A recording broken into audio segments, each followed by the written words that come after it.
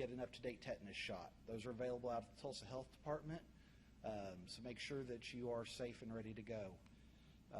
If you are one of those people that is in an isolated area and you might find your power has been cut off, we want to remind people that if you have generators or other gasoline-powered machines, you need to be using those outdoors and away from windows, please.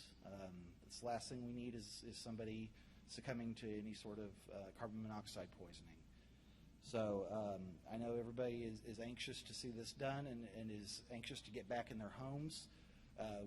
As soon as it is deemed safe for people, we will start announcing procedures and ways for people to get back into their communities.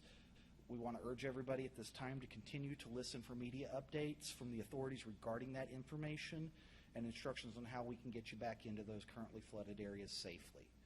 At that time, I'm going to pass it back over to Mayor Bynum for any questions. Thank you. Allow me to be the Grinch for the press conference.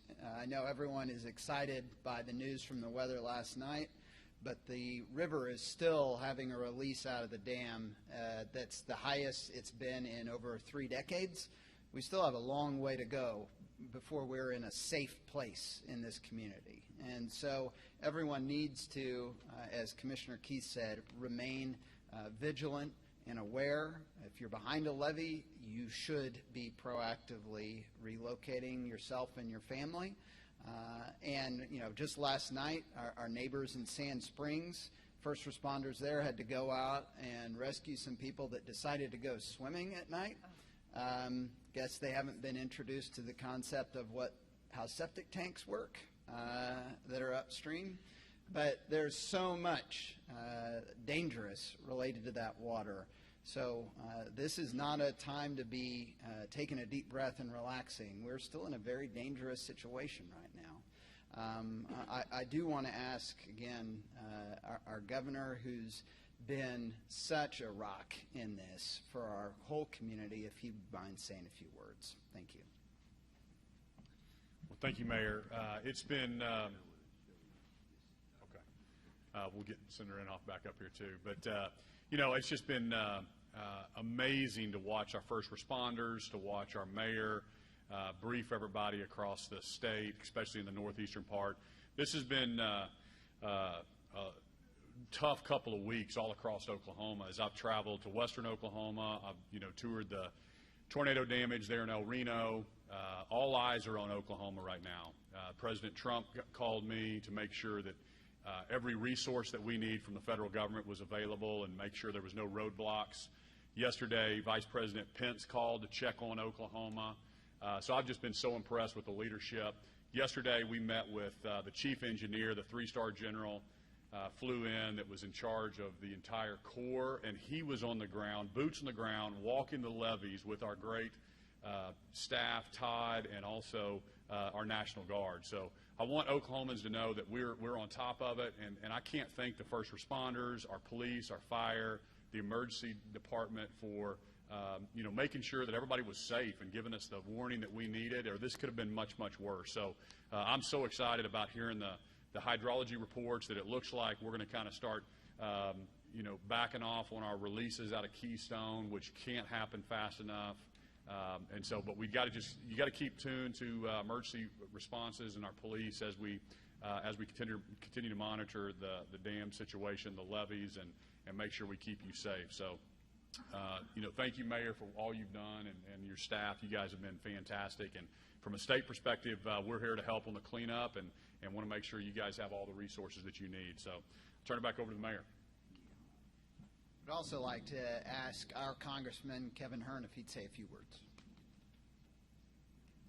Thank you. You've heard about everybody working together. I'd like to say, you know, in all seriousness about this disaster, this catastrophic event, we need to learn from this. And so getting together afterwards, seeing what we did well and what we could do much, much better.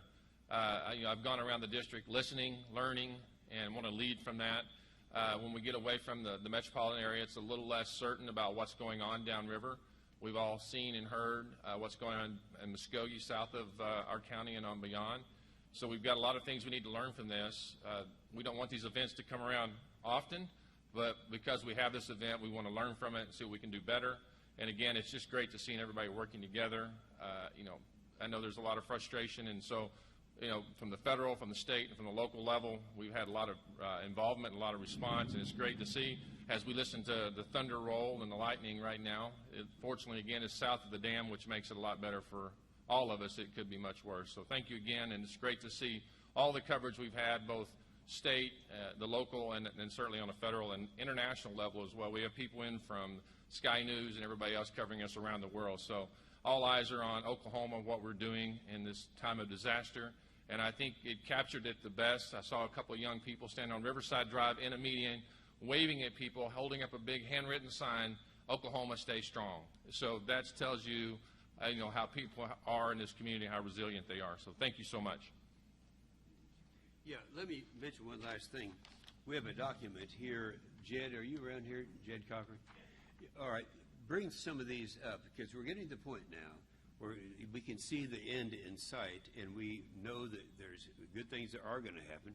There are assistance that come in forms of household assistance, commercial assistance, ag assistance. This is coming from the governor's office as well as from the federal government. So these documents are here, which show people what there is available to them, those people who have been hurt in this. So be sure you avail yourself to this information. Thank you.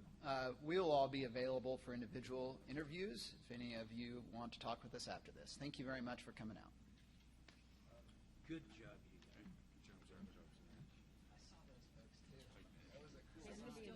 What she didn't say is she's my favorite Democrat. Not No, we were going to try to get out. You're welcome. Yeah. We'll see you at Christmas. But tomorrow. Look, you guys, I gotta figure this out. I'm the guy who's hurt. Oh, yeah, we'll do it. That's my most fun day of the year. I know.